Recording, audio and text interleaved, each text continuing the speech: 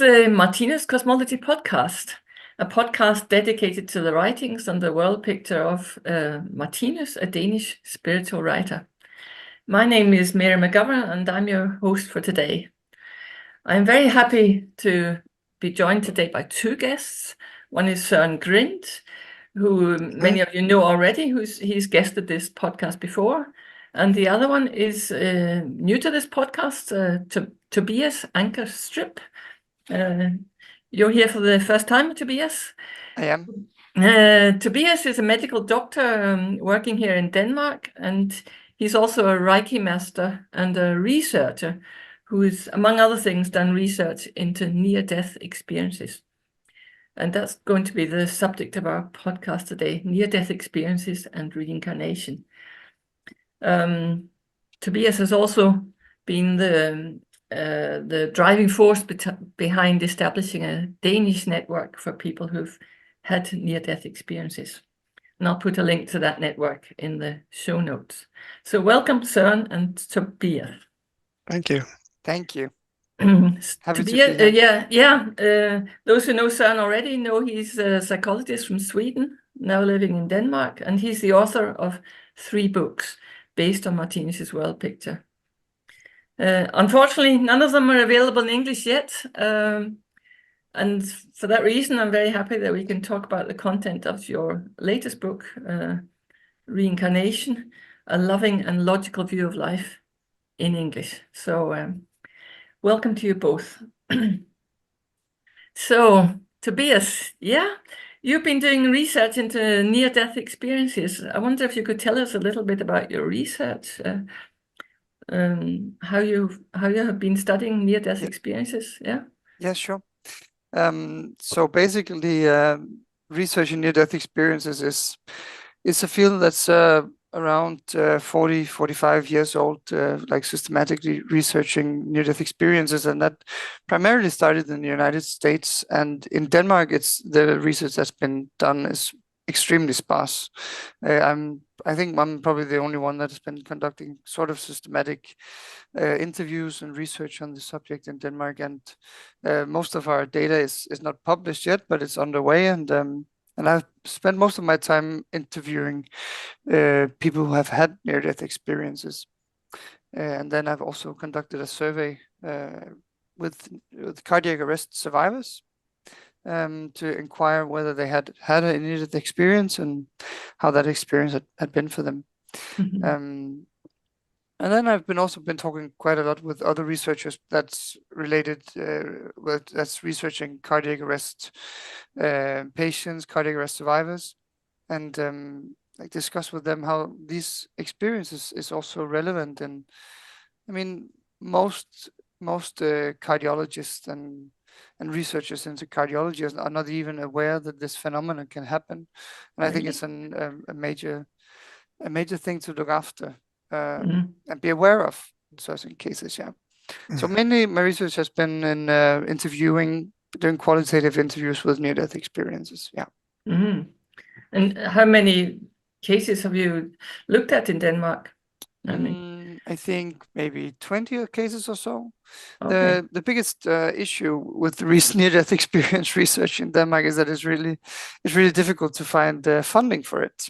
And I think that's a great question that we might discuss as well this morning, that these topics that are kind of on the borderline of science and faith, you could say, I mean, some sort of paranormal phenomenon to some degree at least, kind of sometimes has a hard time finding funding, right? Because it's not really directly conventional research. Mm-hmm. So most of my time as a researcher, I've actually spent in a more broad area, investigating the relationships between faith and health and existential and spiritual needs, both of patients and in the general population.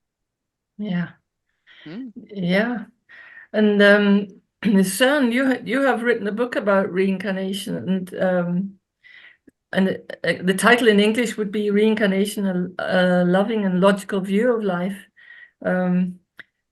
The idea of reincarnation is maybe associated with near-death experiences. I know there are some researchers in America Jim Tucker and Ian Stevenson, when he was alive, were doing some research into children who remembered what they assumed were previous lives. So there's been some connection between the idea of reincarnation and near-death experiences.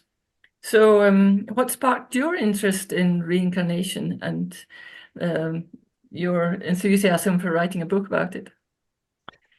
Well, I met the reincarnation thought as a 17-year-old guy, and I was a materialist thinking, and that reincarnation seemed logical for me, and so something in my emotional or intuitive aspect could grasp that as a truth.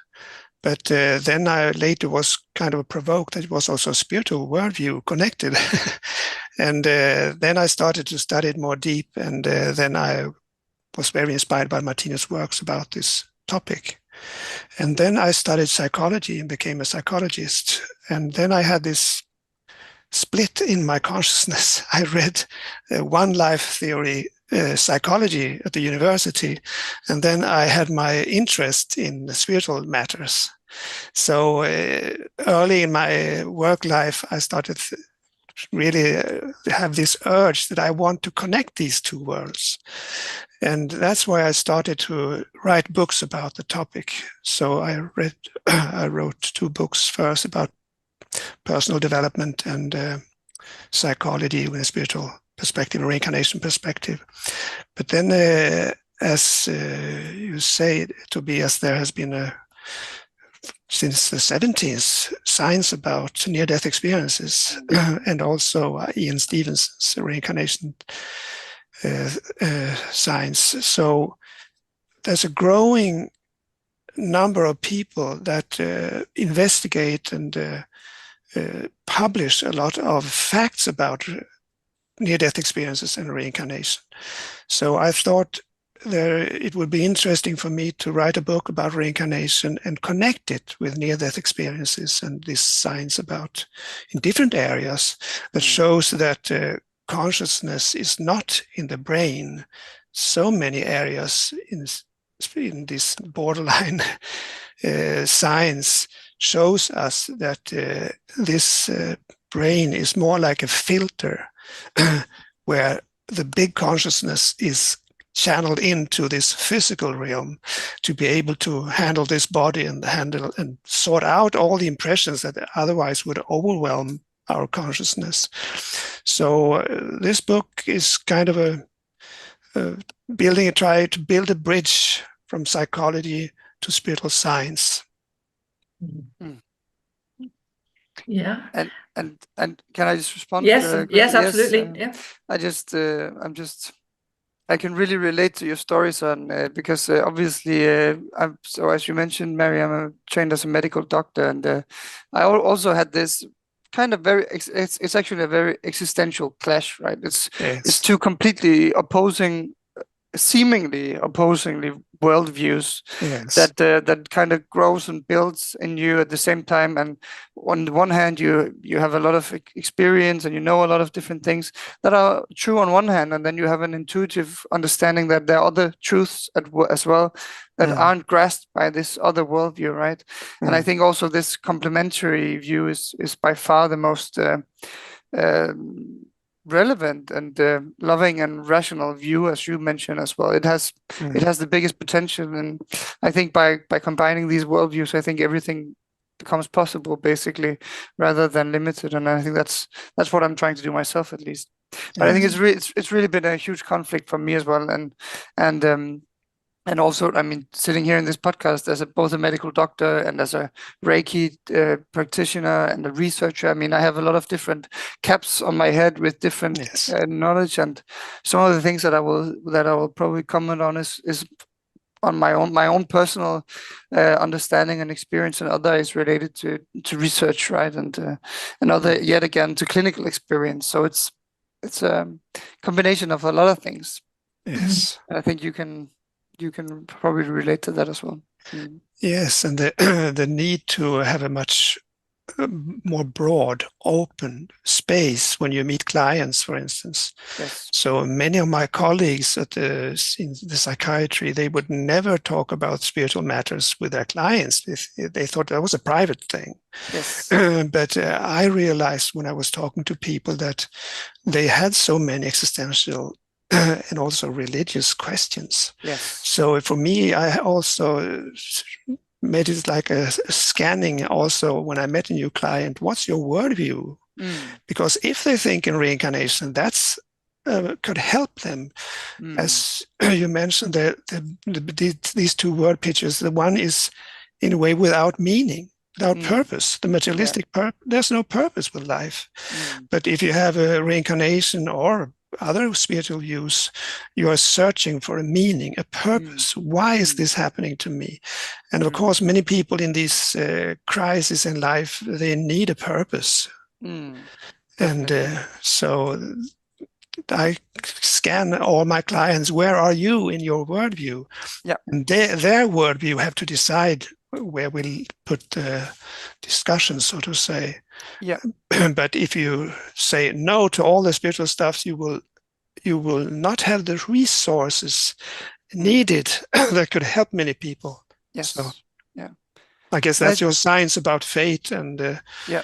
illnesses have been showing also. Yes, definitely. And it's quite interesting also because I think there needs, in my experience at least, there needs to be some sort of balance, right? Because both worlds can kind of close in on themselves, right? If you're only acting in the spiritual, religious world, then it can be very contemplative, and it can be difficult to have direction in the physical world as well, right? Because that's where the materialistic world really excels.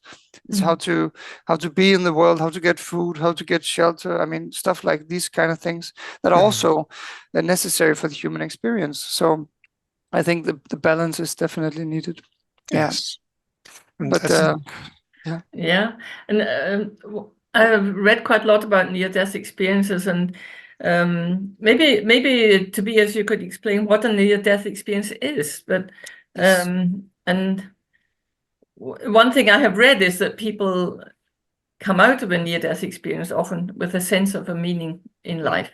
So near-death experiences are a sort of experience, a subjective experience that people can have when they are physically or perceived close to death. So that can be, and then they can recall this certain experience afterwards, and retell it, right? So it is a very heterogeneous field, because it arises in every occasion where people are close to death, and even in situations where people only perceive themselves as being close to death. I mean, there's been numerous accounts of, for instance, car accidents where people, like, the airbag blows, and people think they have a near-death experience, but then when they come back to, like, regain consciousness in their body, then, I mean, they had no physical damage whatsoever. I mean, nothing really happened with their body. And even specific meditational states or specific states of consciousness gained through recreational drug use, stuff like that, has near-death experience like content, right? So it's a very heterogeneous field, and it can happen both in, I mean, everywhere where people are near death, right, are dying. So car accidents, suicide attempts, cardiac arrests, infections in the brain, different things. So it's a really difficult field to study systematically as well, because the population, the sample, is very heterogeneous.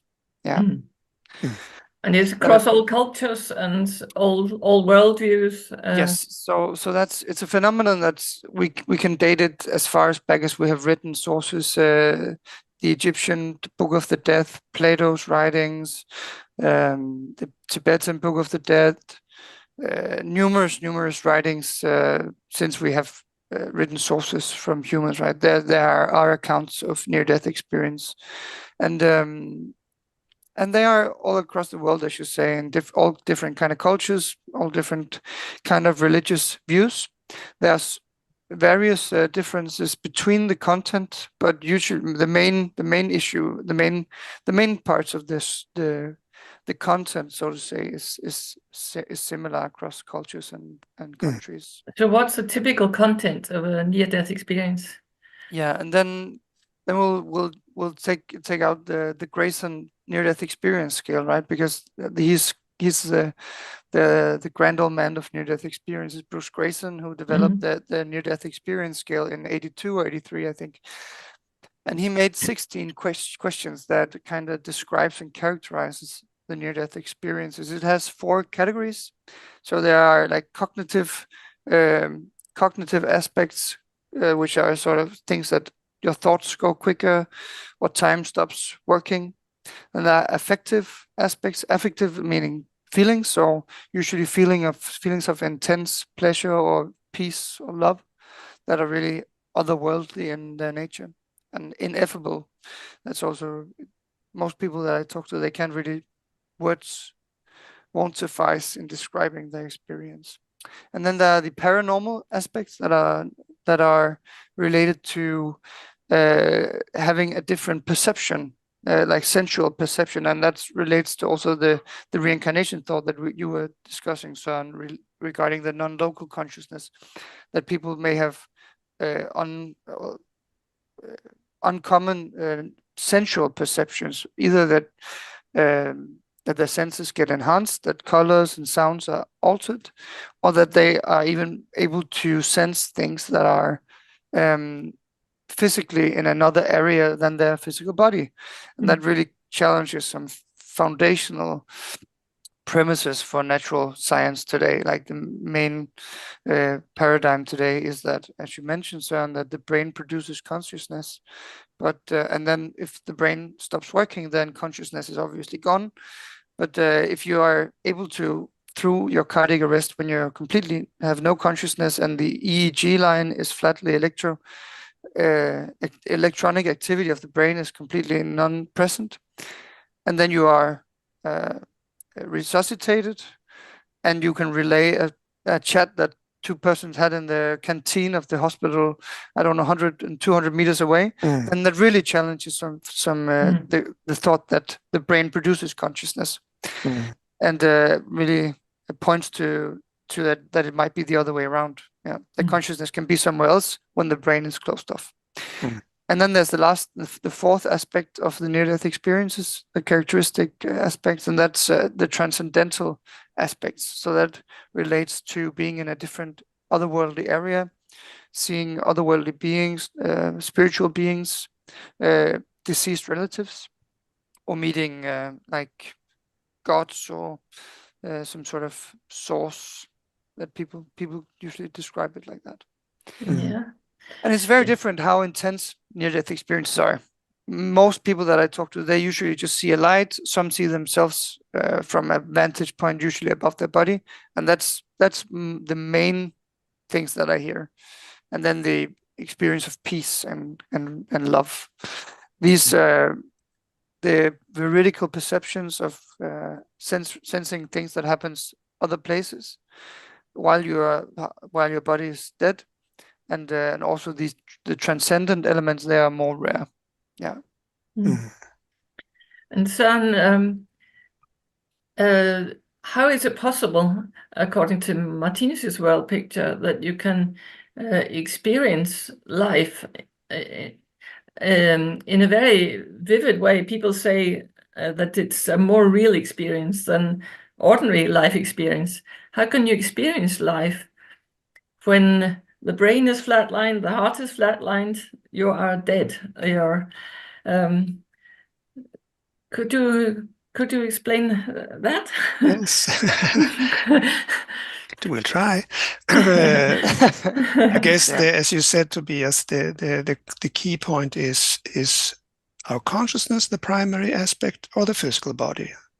And I think everything of these details also you talk about that are kind of transcendent, and especially I would say that you could see your body from outside. You can see the operation. You can see your own body. I mean, how is that possible if the consciousness would not be the primary aspect of us, and the body more like a tool.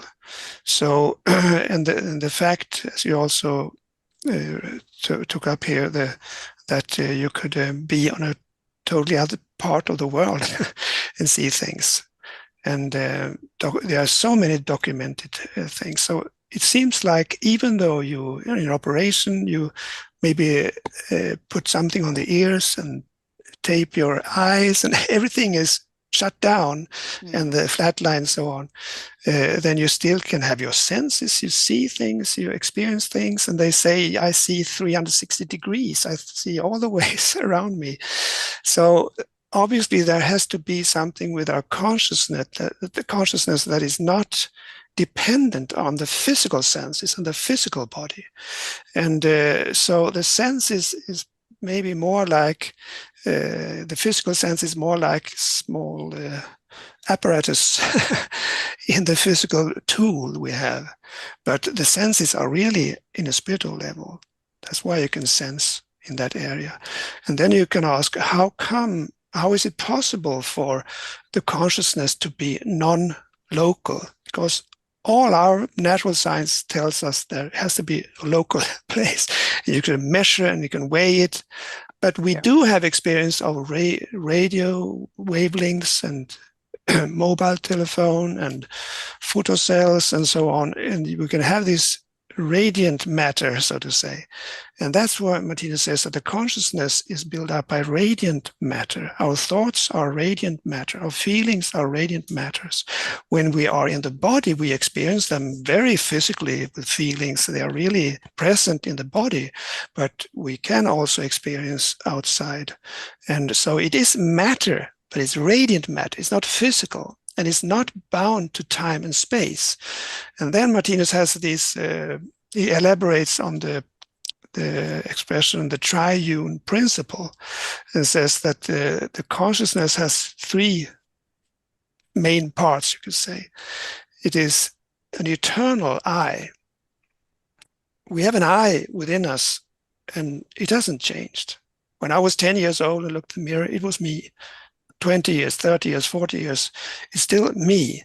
But the body has changed, feelings has changed, thoughts has changed. So there's a stillness behind all movement. And there he says, no, that's an eternal aspect.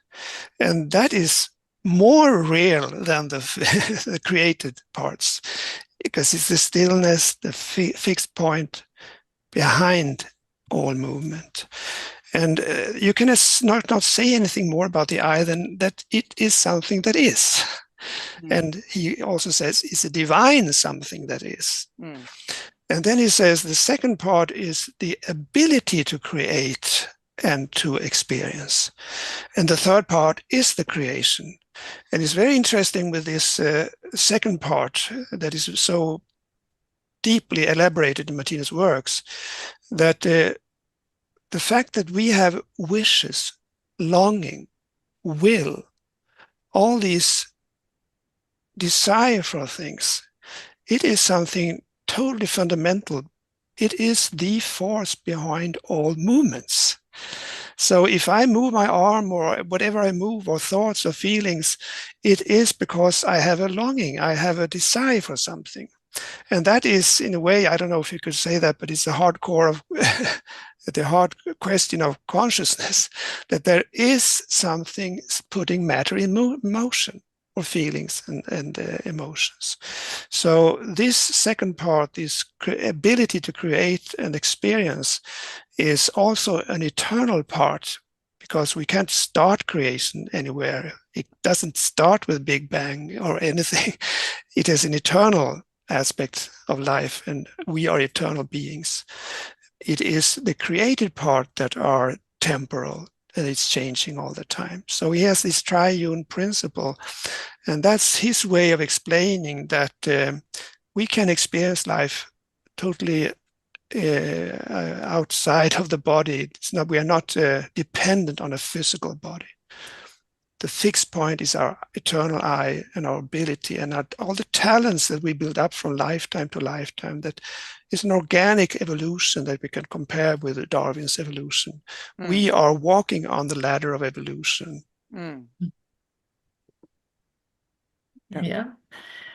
Yeah. So, Tobias, when you did your research, you interviewed a lot of people who had near-death experiences.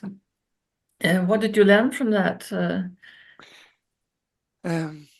I think I learned quite a lot, and I mean, I wouldn't necessarily call myself an expert either. I mean, there are many researchers that has interviewed many more people than I have, but from the talks that I have had with people, I think it's also Denmark is a special context for this, because it's such a secular country, right, where people are really shameful and private about their beliefs and thoughts about existential thoughts. It's not really something that we share with each other if we're not really primed to that. So it's and I think that's a different discussion, that we've lost the existential and spiritual language. The vernacular has been lost. So, and that has numerous consequences that we can discuss elsewhere. But what they say is that, firstly, it's I've noted that I'm usually one of the few people that they have ever told the story. And I think that's quite extraordinary. I mean, I interview grown-up people, 50, 60 years old. They never even shared it with their spouses. Yeah. And I think that's just completely stunning to me. Yeah, but typical. And quite typical, yes. Yes, And sometimes when I do have talks or speak somewhere, people come up in the break and say, I had that experience once, and I really never told anyone about it, and I'm just so happy that you're putting words to this experience that I had, and I don't know who I can talk with it about it or something like that. And I think people are really afraid of being like ostracized or shunned out because of, I mean, it can be a quite intense existential spiritual experience, and it can be very difficult to integrate in your life if the rest of your surroundings are not really probed to that. I mean, if you have a spouse that are really materialist, atheist, or think such spiritual matters are nonsense and stupid, then it can be really difficult and very painful. And also you have so I've been mostly interested in the after effects that people describe, because I think the near-death experiences in themselves are really well described in the literature. I mean, Grayson and numerous other researchers has done a really good job at that. So I haven't been, and also as a Reiki master, I had a lot of personal experiences relating to these metaphysical questions that the near-death experiences answer. So I really found my own answers to that questions. So I've been really interested in the after effects and how we might care for them, care for the people that have these experiences in the healthcare system as well, because that is completely lacking at this moment. And what they describe as well is that they are usually completely changed, right? Have a more loving connection to people, have become more compassionate about other people, about nature, less interested in competition or materialistic things. But also this thing that it can be difficult, right? There are increased divorce rates among near-death experiences that I think reflects that issue. Another aspect of the divorces is also that the personal change. Yeah, exactly. The personal development. Yeah, there's such an interesting example in the book After by Bruce Grayson. He gives many examples of that when they change so much in their personality, the spouse doesn't know, who am I married to? Yes. And there's this example with this guy that was more into criminal things and much of money and big cars. And after his near-death experiences, he wanted to serve people and be helpful. And she was so bored with that guy. He wasn't the tough guy she married, so she wanted a divorce. Yes. I mean, that's also kind of a problem when you go through such a very big change in your personality, Yes. how should your surrounding relate to this new person? Exactly. And how should you relate to that new person yourself as well, right? Yes, yes. Because Yes. you had a lot of attachment to a personality that you had before. I mean, your entire Yes, life yes. is built up on certain premises and certain thoughts about yourself. I'm this and that. I do this and Yes. that. I like this and this. And then instantly that changes. And I think that's also one of the things that are so interesting, that is so interesting with this experience, that it's an instant experience. It's not a personal development it is also a personal development that happens over decades, right? Yes. Like digesting the experience. But it's not like many other people, they have their own personal or spiritual growth happening over a number of years. That was my own Yes. experience as well. Quite intense years, I must say, but it's not like instantaneous like the near-death experiences. Mm. And as a So psychologist, I would like to find the method yes, Yes. be so deeply changing a personality in Yes. seconds or minutes, or yes, so Yeah. for me, that is also proof that there is something really important going on. You Yes. cannot say that it's hallucination, Hallucination. hallucination, Yeah. or other people going through traumas without a near-death experience. They often have more problems with Yes. anxiety and depression afterwards. Yeah. But these persons, even though it's a crisis to adjust your new personality, Yeah. they go really up on a much higher level when it comes to humaneness and awareness of other beings and the values of life. So it really shows that, for me, it shows that it's not something, it is really a dimension that they have a contact with that does something with their structure. In the interesting, as you mentioned before, it's also very interesting to see that people having strong spiritual awakening, they can go through similar changes. Yes. And then you must ask, why is it similar? It must be a connection between these two experiences. Yes. So in a way, it is a spiritual awakening going into near-death experience, but it could also be, as you said, meditation, or people, as Martinus would say, who have cosmic glimpses, or that suddenly there is something in their consciousness structure that is changed. And from the point of Martinus, you would say that the body of feeling, the body of emotion, and the body of intuition is suddenly taking much more part of your personality. Because before it was more the physical aspect, the physical body and the physical values. And suddenly there are emotional, existential, and intuitive capacities also growing very strongly. Yes. And Martinus has this telling us about that we have, in fact, 6 bodies, not one body. The physical body is just an aspect of the 6 different bodies, and one is intuition and feeling. And I think they are really enhanced through spiritual awakening and also near-death experiences. Yeah.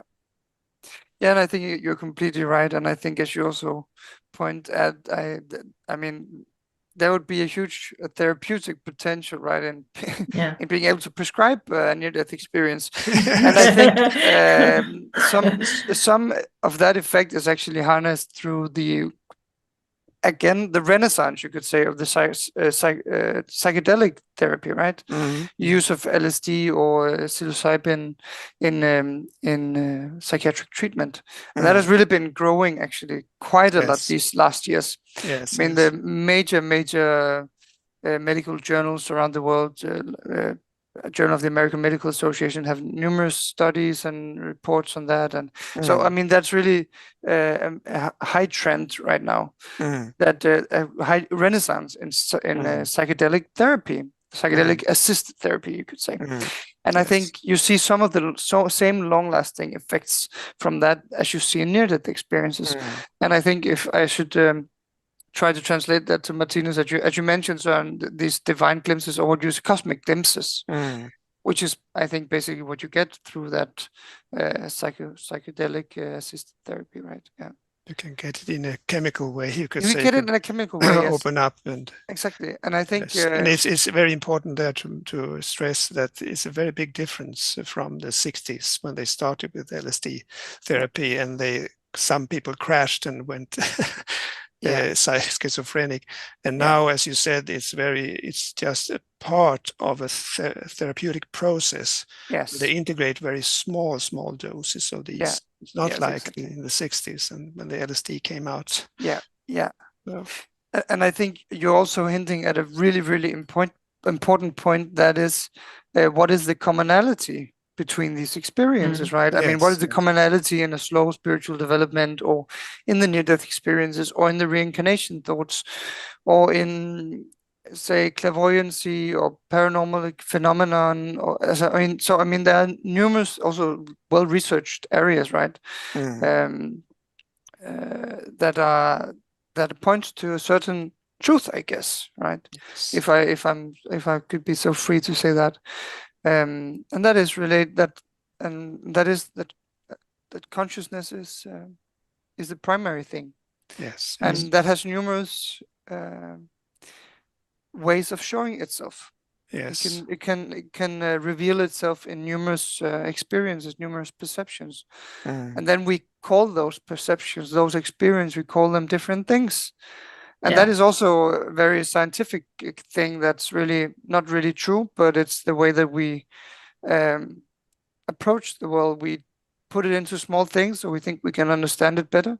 So we think that near-death experiences is one thing, and out-of-body experience is another thing, and sleep paralysis is a third thing, and all these things are basically just variations of the same phenomenon, in my humble view.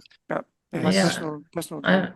I remember Pim van Lommel, who wrote the book about what was this book called, Life Beyond Consciousness, or something like that. He described Martinus's experience of cosmic consciousness as a near-death experience. And of course, Martinus wasn't approaching death when he had that spiritual experience. But the quality of the experience is related, at least. Like he opened up for a larger perspective. He saw that he was an eternal being. He had lived many times. And felt this connection with a much greater being, and a completely comprehensive being, which the religions describe as God. So he felt related to all living beings, and that the only thing that mattered was that we learned to love one another. But I was rather surprised when I heard Pim van Lommel saying that. Yeah, that was a near-death experience. But it matches what you're saying, Tobias, that these experiences, we could call them all spiritual experiences, really, but they just happen in different circumstances. And it must point out a dimension that is a real dimension. It's not fantasies, it's not hallucinations. It is really something. It is a factual aspect in the consciousness that can be experienced and you could come closer to this in different ways.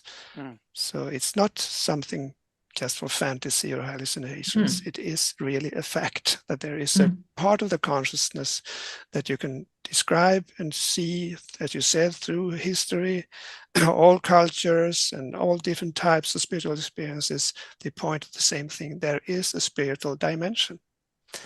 And I mean, many of these near-death scientists, as Pim van Lommel, they make also the conclusion that is the most probable explanation of the near-death experiences, is that there is a possibility that you can experience life outside of the physical body.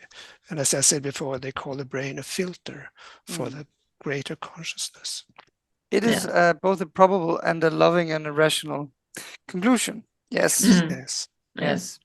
How do you think, Søren, that the reincarnation theory is kind of related?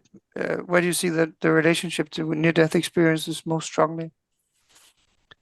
Well, I've listened to many near-death experiences on YouTube, for instance. Mm. And so many of them are also talking about that they see past lives. Yeah. And even future lives. Yes. And they are, they even say that, which is a little bit tricky for me, but they say that they all are on the same time. And I think that's very interesting, because here in the physical realm, we are in time and space.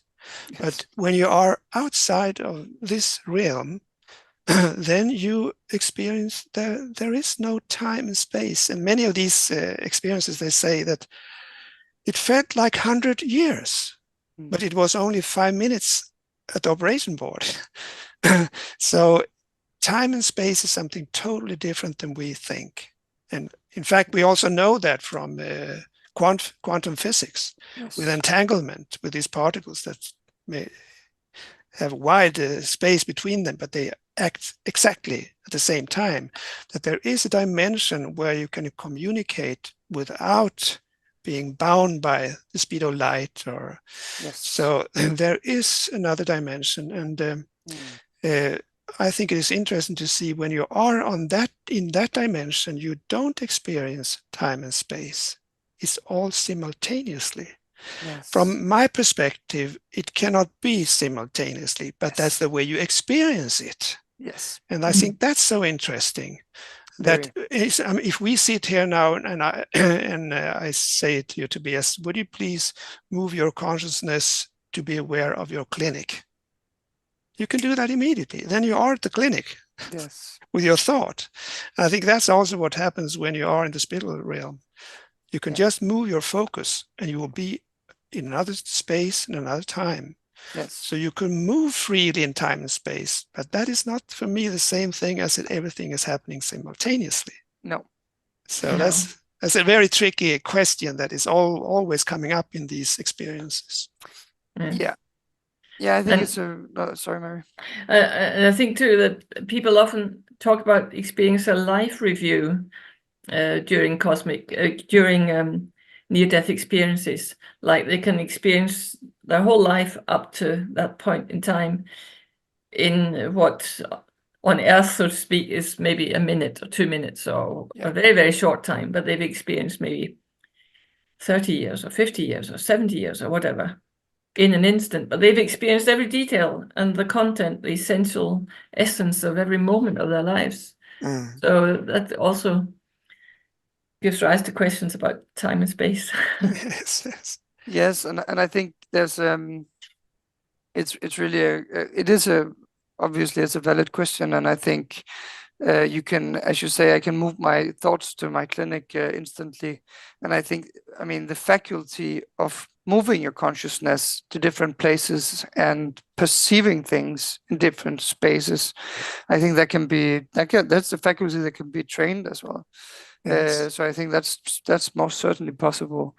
And then mostly I think that the comprehension of time and space as something that is not really true, that's something that really doesn't exist, I think that is beyond the human experience, to be honest. I mean, we cannot comprehend this. It's impossible for us with this body, with this machine that we have in this world, in this time and space that we're sharing right here on Zoom, the Martinus Institute podcast. We don't have the faculties necessary to really comprehend that time and space doesn't exist. And I just think that's just a fact that we will have to accept. I think that's it's really difficult, and that we can get glimpses of it, as you mentioned. Like, we can get cosmic glimpses that this is actually the true state of things.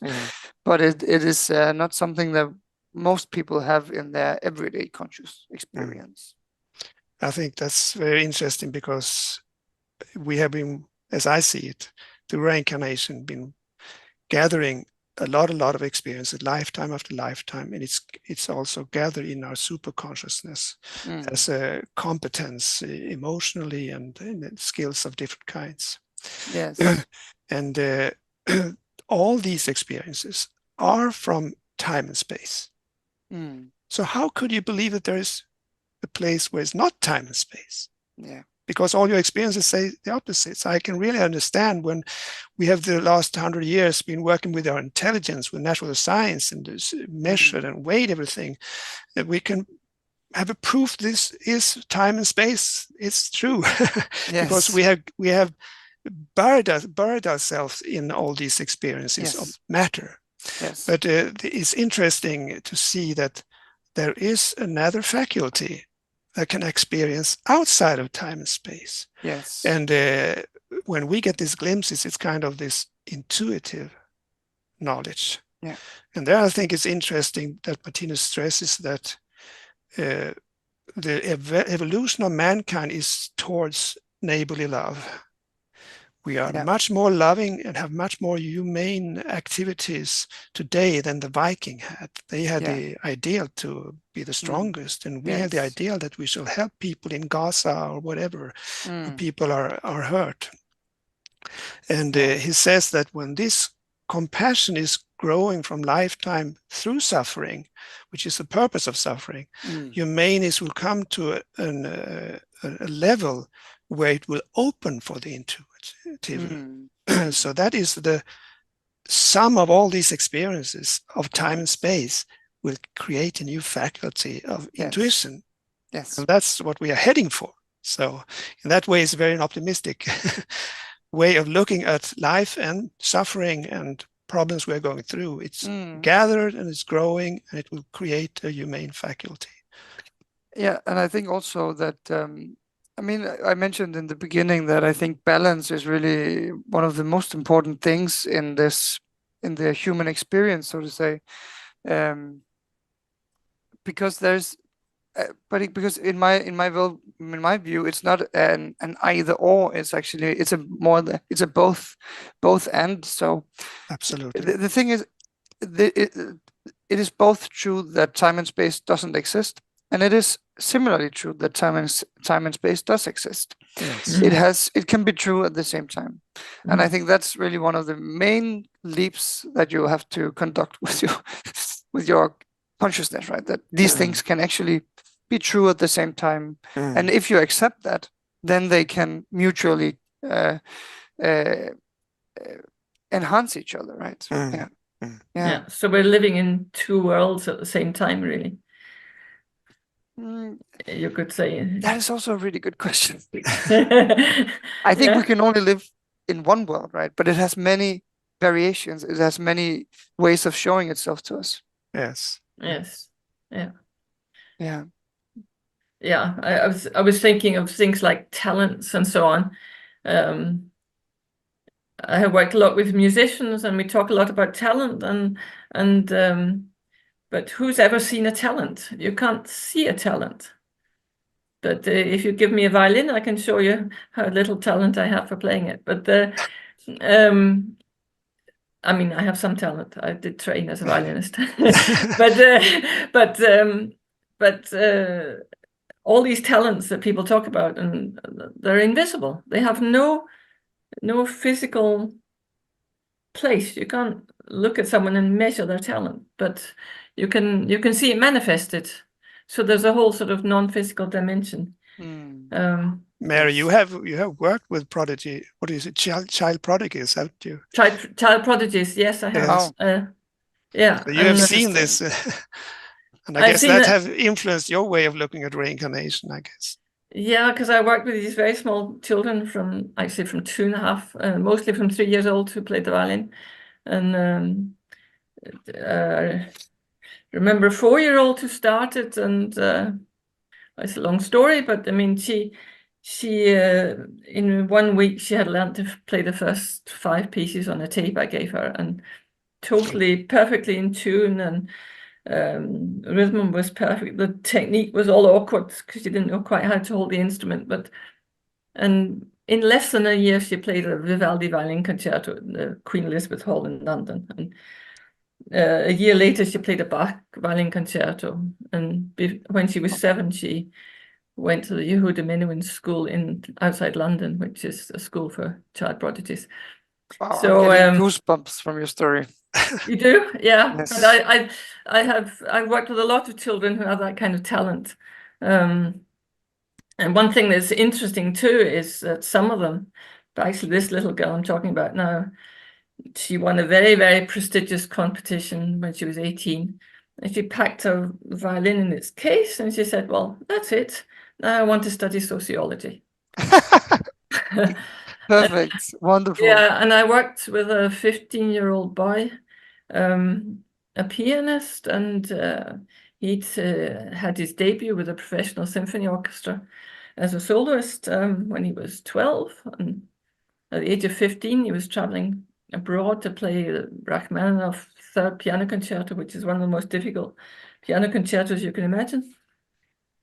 But I could see he was a bit troubled, and he said, yeah, I sort of been there, done that. I want to make robots, he said. Yes. He wanted to be a robot engineer. So, and of course, that Wonderful. was very much against his family's wishes, but he ended up going to MIT to study robot engineering. So it's been very interesting for me to see that these children who have these enormous talents, and everything is so easy for them. They learn things so quickly. But they reach an age when it's sort of over and done with, some of them at least. And the ones who are really interested, and it's not that easy for them, they're building up a talent and they work on it and work on it and they'll work on it through their whole lives. But I imagine that you can come back in your next life and you have a talent with you. So yes, and I think your story also just goes to tell that we have different purposes when we come here, right? Yes. And I think especially as children, and I can see that on my daughter, she's almost 1.5 years old, right? And I mean, consciousness is just flowing so unhindered through children, right? Because they are so close to the source that they came from. So I can really understand how talent can manifest so easily in small kids like that. I think that's quite fascinating. And as you say, how open their consciousness is also for the spiritual world. Yes. And I guess a lot of these friends they have that you don't see, that they can really be a reality. Our daughter, when she was about 4 years old, we had a friend that passed away, and she suddenly, when she was nearly way to fall asleep, she said bye-bye to this person that had died. She didn't know she was dead, but she waved and said bye-bye and said her name. I think that was really also showing that, okay, maybe it's much closer than we believe, this other realm. I think so too. And I think just a final point to wind up was my own sense as a music student when I was a teenager was that I practiced all I could. And I had a friend and she practiced all she could. But she was always better than me. And it wasn't just a feeling of ordinary jealousy. Maybe there was something of that, but it was more a sense of not understanding it. Like, where's the justice in life if I can't be as good as I want to be? Yes. At least, and can't be as good as fast as I want to be, and as good as the others. So I think all these near-death experiences and the thought of reincarnation, they contribute to my sense of justice in life. Like, if this is not the only life you have, I mean, if you're born in the middle of a war zone where the hospital is being bombed and the doctors are dead, and and that's the only life you get, where's the justice in that? But if it's like having a bad day in the series of a whole life, then it makes more sense to me. So I think I think the idea of reincarnation satisfies my need for justice in life. Also, when it's, I mean, in all perspectives, but including the perspective of talents. Yeah, I think we're running out of time. Is there anything you would like to say, either of you, to wind up? That's one thing I think about these tellings about near-death experiences. In our time now, when there are all these wars and problems going on, I think it is also comforting to hear these stories when they say that when they die, they go over to another realm. And it's when we now hear about all these people dying in Gaza, for example, if we can have this imagination that, okay, their bodies are dying, but they are going over into the light, it can be kind of comforting, because it's so hard to see the world in this situation. Yeah. But I think all these experiences from these near-death experiences, they show us that it's not the end, it's a beginning of something new. And I think that's very comforting to think about that. Yes, very, very much so. And they, most of them, they really look forward to going back, right? They know it's not, they can only go back when it's their time, but and they, most of them, they don't believe in life after death. They know it's there. That's how they word it. And I think that's very comforting as well. Yes. Yeah. Okay. Well, thank you very, very much, Tobias Anker Stripp and Sören Grind, for guesting our podcast today. Thank you. You're welcome. Thank you for having us. Yeah. Yes. Bye for now.